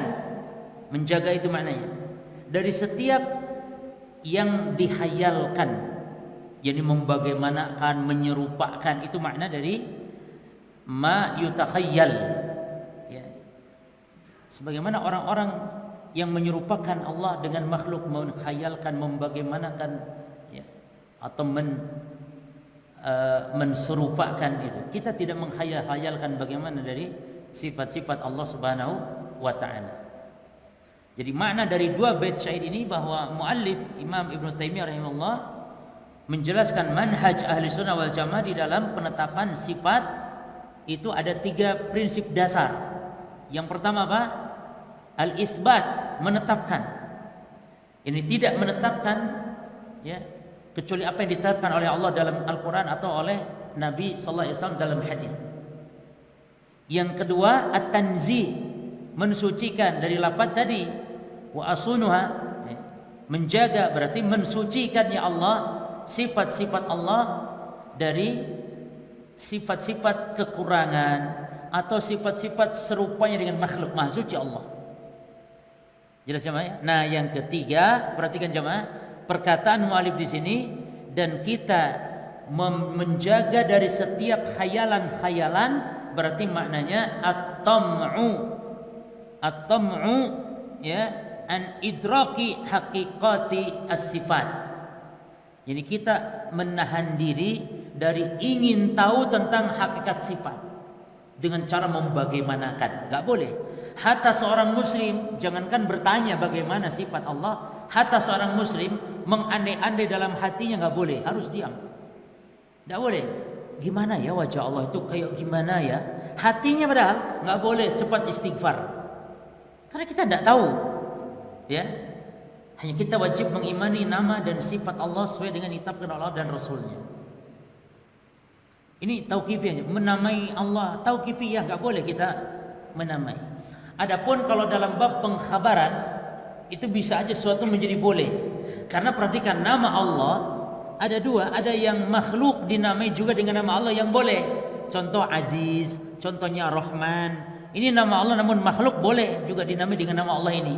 Malik, itu nama Allah Malik itu, tapi makhluk boleh juga dinamai dengan nama itu. Maka dalam hal ini ketika ada orang menyebut nama Allah tapi dari sisi pensifatan, sisi pengkabaran, maka insya Allah dibolehkan. Contoh misalnya kalau kami di Sunda, orang Sunda itu kalau menyebut Allah itu dengan sebut pangeran. Maka kalau ini bab pengkabaran tidak masalah, karena yang penting syaratnya unsurnya pengagungan di situ. Pangeran itu unsur pengagungannya, walaupun nanti ada makhluk juga yang disifati pangeran. Pangeran seperti raja-raja disifati juga pangeran. Tapi ketika kita sematkan untuk Allah, menamai atau menyebut Allah, bukan menamai, mengkabarkan ya. Bukan menamai jemaah ya, tapi mengkabarkan bahwa Allah itu pangeran. Ini boleh ya. Misalnya kita ada dalam kekuasaan pangeran, misalnya orang Sunda begitu ya. Misalnya nalika pangeran anjeun ngadawukeun. Sebab kadang saya juga kesulitan kalau lagi ceramah bahasa Sunda, saya kesulitan. Rabbuka ini apa terjemahan nih? Tuhanmu ya lain orang Sunda berarti kalau Tuhanmu. Akhirnya saya terjemahkan sebagaimana lisan orang Sunda. Wa id qala rabbuka lil malaikati isjudu, jeung sing inget nalika pangeran anjeun. Nah, kadang gitu. Tapi orang Sunda paham semua pangeran maknanya Allah yang maha tinggi, yang dia bukan makhluk maknanya. Itu boleh. Termasuk antum di Jawa sini, bahasa Jawa ada istilah Gusti. Ya, Gusti Allah kadang-kadang belum keliru. Gusti Allah. Itu tidak masalah Gusti itu. Walaupun juga Gusti untuk raja. Karena ini babnya bukan menamai, bukan mensifati, tapi pengkabaran sifatnya. Babul akhbar ausa' min babi al-asma'i was sifat. Bab pengkabaran lebih luas. Contoh, Allah dikabarkan dengan Qadim, boleh-boleh saja, tapi jangan Allah dinamakan Qadim. Tapi dikabarkan Allah itu maha terdahulu, dari sisi pengkabaran boleh, ya. Baik, jadi dalam hal ini tidak masalah. Pangeran, karena memang lebih cocok. Orang Sunda bingung kalau Rob, jeung ingatkeun nalika Rob anjeun, naon Rob teh? Barang gitu nanti. Mungkin orang apa Rob bingung orang Sunda. Tapi kalau pangeran anjeun, oh pangeran gitu kan, baru paham. Tapi cuma jadi sifatnya tauqifiyah, menunggu dalil. Kesimpulan dari dua bait apa tadi? Ahli sunnah wal jamaah di dalam penetapan sifat ya, dan penafian sifat ada tiga macam. Satu penetapan, yang kedua pensucian, ini disucikan Allah, jadi menafikan hal-hal yang buruk, sifat-sifat buruk bagi Allah, dan menjaga hati kita agar jangan sampai ingin tahu bagaimana tentang sifat Allah. Baik. Kemudian perlu kita jelaskan bahasan tambahan tentang tahrif, ta'til. Tahrif apa tadi? Menyelewengkan, merubah makna jemaah. Dan tahrif ini ada dua, ada lafaz, tahrif pada lafaz, ada tahrif pada makna. Yang kebanyakan tahrif pada makna. Kalau pada lafaz tahrif sedikit. Tapi yang banyak tahrif pada makna. Wajah diartikan pahala, tangan diartikan kekuatan atau nikmat dan semisalnya. Ya. Cinta diartikan kehendak memberi ganjaran, rahmat, dan demikian. Jadi diartikan dengan arti yang lain. Ini namanya tahrif pada makna. Yang kedua ta'til, pengingkaran, takyif, membagaimanakan baik dengan lisan ataupun dengan hati. Adapun tamsil maknanya yakni menyerupakan. Baik berjamaah. Masuk apa syair bait berikutnya. Bait syair berikutnya.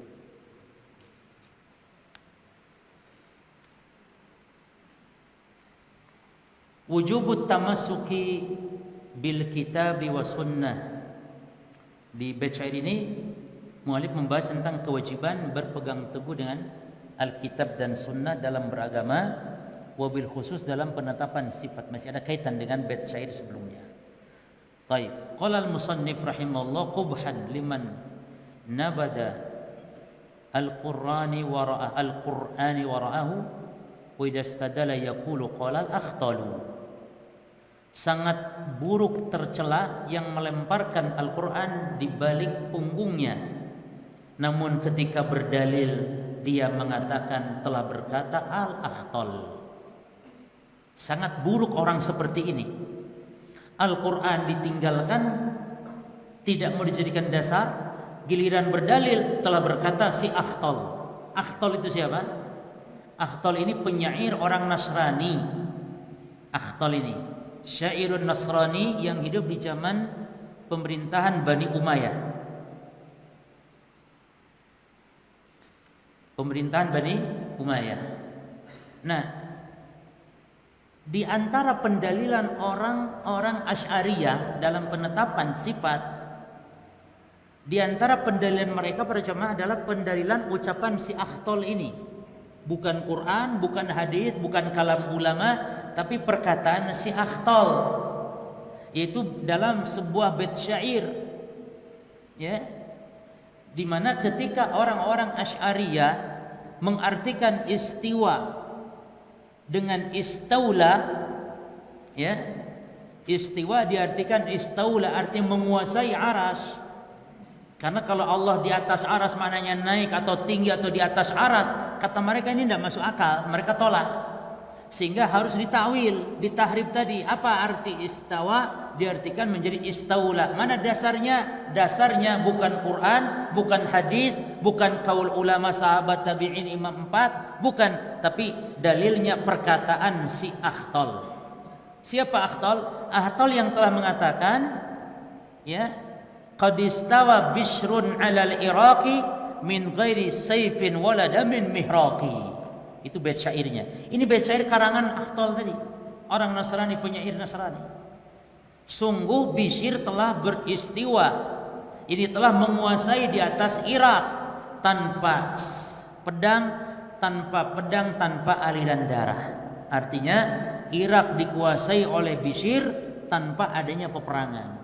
Mana dasar di sini katanya lafaz qad istawa, telah dikuasai. Istawa maknanya kuasai di sini. Irak, karena nggak mungkin Irak dinaiki, diduduki di atas, nggak mungkin. Jadi maknanya dikuasai katanya. Ini ucapan siapa? Ini wallahu alam. Ini banyak penyandaran. Yang jelas ini sebuah syair Arab, lalu disandarkannya kepada siapa? Sebagian ulama menyandarkan ini adalah perkataan si Akhtal. Siapa Akhtal tadi? Penyair seorang Nasrani. Kok bisa berdalil tentang masalah apalagi sifat Allah dengan perkataan seorang penyair yang tidak jelas? Apalagi diketahui ternyata dia seorang yang beragama Nasrani. Termasuk perkataan si Akhtal juga, ya, innal kalama la fil fuadi wa innama ja'ala lisana la ja'ala lisana 'alal fuadi dalila. Sesungguhnya kalam Allah itu katanya adalah kalam Allah dalam hati saja. Adapun lisan ini, ya, lisan ini hanya untuk dalil apa yang ada dalam hati. Sehingga dengan dasar inilah orang-orang Asy'ariyah meyakini kalam Allah itu kalam yang ada di dalam dirinya Allah, kalam binafsihi. Bukan kalam yang terdengar ada lafaz, ada huruf, bukan. Itu akidah Asy'ariyah tentang kalam Allah, jemaah. Makanya Al-Qur'an kalam Allah maknanya ini makna. Tapi mereka mengatakan Quran kalam Allah, Asy'ariyah ini. Kalau Jahmiyah, Mu'tazilah enggak, Quran makhluk, bukan kalam Allah. Dan ini fitnah besar di zaman Imam Ahmad ini. Semua ulama dipenjarakan, jemaah. Ada yang dibunuh kalau tidak menyatakan Quran makhluk. Jadi dipaksa rakyat untuk mengatakan Quran makhluk, bukan kalam Allah, makhluk. Ya, banyak orang-orang yang terfitnah saat itu. Ada dua cara ulama di situ cari selamat dari pembunuhan. Satu dengan cara mengambil rukhsah, mengucapkan kata-kata kufur, Quran makhluk, dan boleh mengambil rukhsah mengucapkan kata-kata kufur. Sebagaimana Ammar bin Yasir mencaci maki Rasulullah, ya. Namun karena terpaksa menyelamatkan nyawa dibolehkan. Yang kedua, para ulama mengambil sikap tauriyah, yakni mengucapkan suatu ucapan yang multi tafsir. Yang multi tafsir itu tauriyah. Yakni ulama ada yang atau yang mengambil sikap demikian, contohnya ketika mereka ditanya, "Hei kamu, Quran kalam Allah atau makhluk?" Maka ulama tadi mengatakan, Quran, Injil, Taurat, ini nih, semua ini makhluk, maksudnya jarinya. Maksudnya jari. Bukan ya siasat ucapan. Ya. Bukan yang dimaksud oleh hati apa? Bukan yang dimaksud oleh hati kalam Al-Qur'annya. Ya. Ada yang ditanya, kamu? Iya saya, kamu. Kalamullah atau makhluk? Saya, iya kamu, saya makhluk. Maksudnya sayanya yang makhluk. Bukan Al-Qur'annya. Nah, itu cara yang ditemu. Imam Ahmad enggak mau dua cara ini. Imam Ahmad enggak mau mengatakan Quran makhluk, enggak mau juga mengatakan ini makhluk, enggak. Imam Ahmad, Quran kalamullah ghair makhluk. Titik. Mau mati kayak mau dipenjara terserah. Ini penjara disiksa Imam Ahmad rahimahullah. Nah, dengan inilah Imam Ahmad dikenal akhirnya Imam Ahli Sunnah wal Jamaah karena mempertahankan akidah. Jadi kalau ada ulama mempertahankan akidah sampai masuk penjara, ini biasa jemaah. Biasa. Maka kalau misalnya ada ustadz yang kemarin mengatakan wayang haram dan semisal, semoga Allah selamatkan. Ya Allah menjaga beliau karena beliau sedang menjelaskan tentang hukum agama. Dan di masjid di jamaah yang kaum muslimin enggak ada unsur penistaan kepada wayang sedikit pun, enggak ada. Jadi tidak pantas dibawa ke ranah hukum hal itu. Bagaimana kalau ada ulama atau ustaz yang mengatakan bahwa zina haram sehingga pelacur pada protes kepada polisi? Bagaimana kalau seorang ulama mengatakan khamar haram lalu pabrik-pabrik minuman keras protes kepada pemerintah, demo dan semisalnya? Ini akan biar negara kalau begitu nanti cuma. Ya, maka tidak benar dan tidak ada hak untuk dikit-dikit main hukum ya, melaporkan. Negara kita kan negara Pancasila, dasarnya kan begitu, konon katanya kan begitu. Negara Pancasila berarti dasarnya harus toleransi. Maka kalau ada orang Islam yang berakidah seperti akidah mau akidah ini akidah itu, apalagi ini menyampaikan dalil-dalil, ya toleransi. Siapa yang bentuk kemerdekaan dalam menganut ajarannya. Karena Islam agama yang dilindungi negara. Islam ini yang disahkan negara, maka berbagai sektenya pun negara tidak mempermasalahkan. Bebas orang meyakini, tidak masalah. Hanya berkewajiban kita dakwah. Kalau itu namanya intoleran namanya. Kalau harus pemahaman seperti mereka, kita juga tidak memaksa orang. Mau tahlilan silahkan coba, mau pasang sesajen juga silahkan. Nggak ada yang kita menghancurkan. Cuman yang hancurkan sesajen kemarin memang bukan coba kita, coba ya. Memang salah caranya. Nanti kita tidak memaksa, silakan. Mau melakukan kesyirikan, kebidahan, silakan. Kita hanya menyampaikan ini hukum, perbuatan ini syirik. Masalah antum lakukan, tafadhol. Tapi bukan betulan merintah aja mah. Ini istidros namanya ya. Jadi silahkan, kita hanya menyampaikan dari sisi hukum. Ya. Urusan kembalikan kepada antum, keyakinan antum. Demikian. Jadi semoga pemerintah dalam hal ini diberikan kekuatan pemahaman ya dalam mensikapi rakyat yang sekarang memang banyak sekali fitnah. Hanya saja ini memang fitnah bagi kita dalam dakwah pada jemaah. Karena dakwah tidak bertabur kembang mawar yang indah, tidak. Tapi ada onak duri seperti ini misalnya. Baik. Kita bahas sedikit. Jadi kubhan limana badal Quran wara'ahu. Tercela, jelek orang yang melemparkan Al-Quran di belakang punggungnya. Maksudnya tidak menggunakan dalil Al-Quran dalam beragama. Tapi justru wa idastadalla, ketika dia berdalil, bukan dalil Quran atau sunnah hadis, bukan, tapi dalilnya apa? Berkata syair ini, berkata ini itu. Apalagi berdalil dengan berkata nenek moyang kita. Tambah parah. Wa in tuti aktsara man fil ardi yudilluka an sabilillah. Kalau kalian ikuti banyaknya orang akan menyesatkanmu dari jalan Allah. Jadi dalil-dalil yang menunjukkan wajib berpegang kepada Al-Quran dan As-Sunnah sangat banyak. Berarti pembahasan ini adalah kewajiban untuk berpegang teguh berdalil terhadap Al-Quran dan As-Sunnah. Banyak seperti Allah berfirman, "Qul atiullaha war rasul." Ya, taatilah Allah dan Rasul. Ya ayyuhalladzina amanu atiullaha wa atiur rasul. Ya, ini ayat-ayat ini menunjukkan kewajiban berpegang teguh terhadap nas Al-Quran atau Sunnah Nabi Sallallahu Alaihi Wasallam. Taib.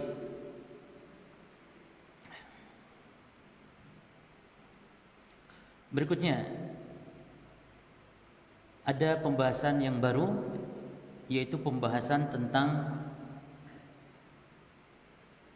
ru'yatullah. Pembahasan tentang ru'yatullah. Apa itu ru'yatullah? Yaitu memandang wajah Allah atau memandang, melihat Allah. Dan ini diingkari oleh Jahmiyah, oleh orang-orang Mu'tazilah yang mengedepankan akal-akal mereka. Bahwa mu'allif mengatakan wal mu'minun yarawna haqqa rabbihim wa ila samai bighairi kaifin yanzilu. Jadi di poin ini mu'allif menjelaskan 2 poin akidah Ahlussunnah wal Jamaah. Yang pertama, dan orang-orang beriman mereka akan memandang Allah Rabb mereka. Ini yang pertama, ru'yatullah. Lalu wa ila samai bighairi kaifin yanzilu, dan Allah akan turun atau Allah turun dari langit tanpa membagaimanakan. Ya, jemaah. Jadi di dalam bait syair ini ada 2 pembahasan tentang akidah. Yang pertama ru'yatullah, yang kedua an-nuzul, yaitu turunnya Allah ke langit dunia.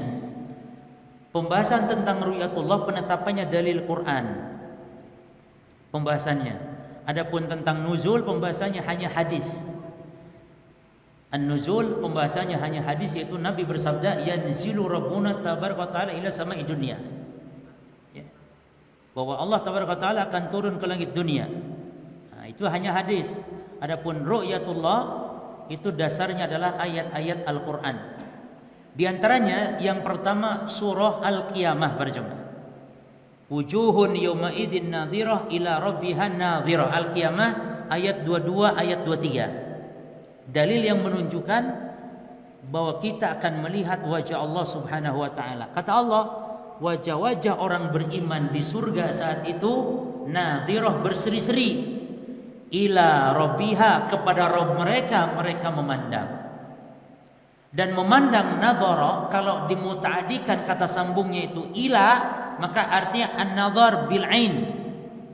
Memandang maknanya dengan ain, dengan mata kepala telanjang. Karena nadhara dimutaadikan disambungkan nadhara dengan ila rabbiha nadhira. Nadhara rajul ilal jabal, seseorang memandang ke gunung. Makna memandang di sini pakai mata kepala telanjang karena ada ilahnya.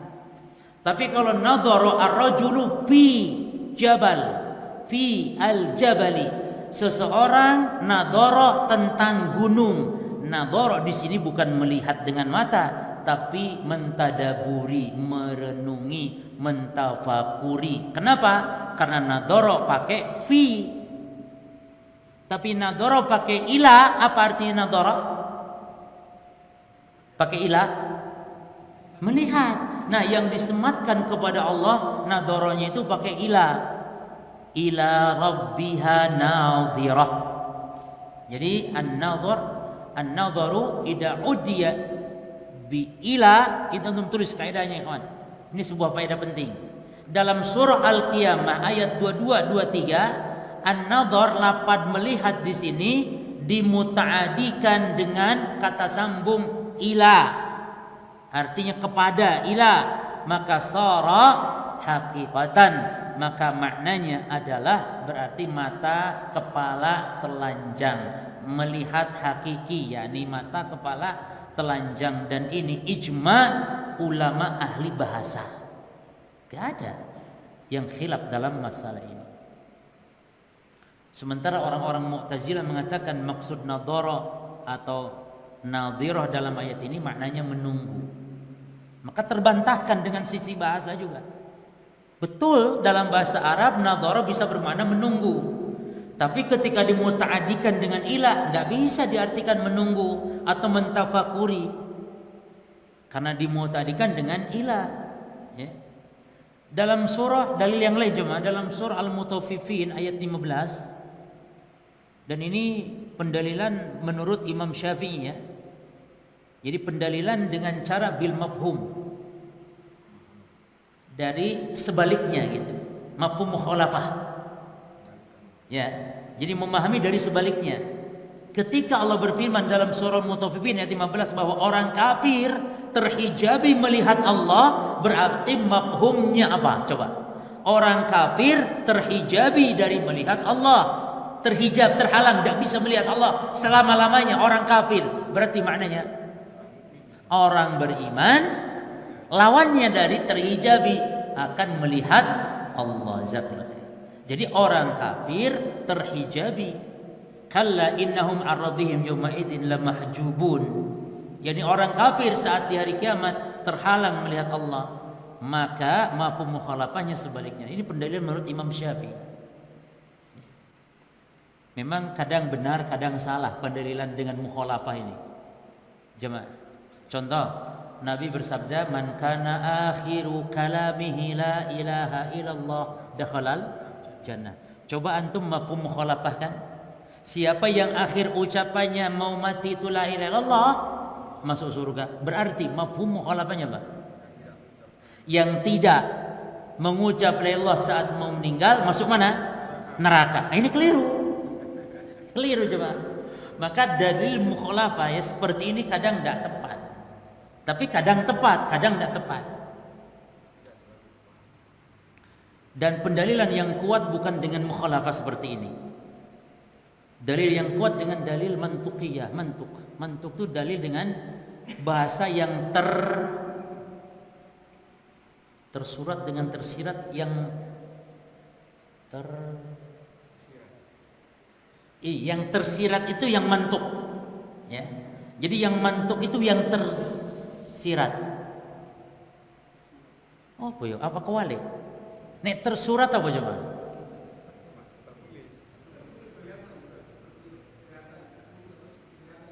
Terapa? Iya, terapa tadi? Lah iya tersurat. Ah, betul. Berarti mantuk itu tersurat. Kalau mafhum mukhalafah itu secara tersirat. Benar keliru. Pokoknya supaya ono maksudnya. Hah? Ya. Mantuk. Kalau mantuk itu jelas gitu cuma. Enggak pakai bahasa. Seperti misalnya Nabi bersabda ya tentang air. Kata Nabi tentang sumur wudu itu alma la yunajisuhu syai. Air itu enggak ada yang bisa menajiskan. Selesai. Ini mantuk pokoknya wis, bahasa Arab aja. Ini mantuk. Ya. Ini mantuk. Jadi air itu enggak ada yang bisa menajiskan. Jelas ya? Kecuali berubah warna, rasa dan bau tentunya. Enggak ada yang bisa menajiskan air. Berarti maknanya berapapun ukurannya air, enggak ada yang bisa menajiskan. Berapapun ukuran air, selama tidak berubah warna, rasa dan bau, air enggak bisa najis. Selesai. Ini namanya mantuk. Lalu ada hadis, walaupun hadis ini dhaif tapi oke lah, anggap sahih. Hadis ini bunyinya, perhatikan coba. Bunyinya idza balagal ma' qullataini, apabila air mencapai dua. Iki entek waktune. Ba'da ini cuma. Ba'da salah insyaallah. Ya, kita lanjut lagi tentang mantuk mafhum ini. Wallahu a'lam. Subhanakallahumma bihamdika asyhadu an la ilaha illa anta astaghfiruka wa atubu ilaik. Assalamualaikum warahmatullahi wabarakatuh.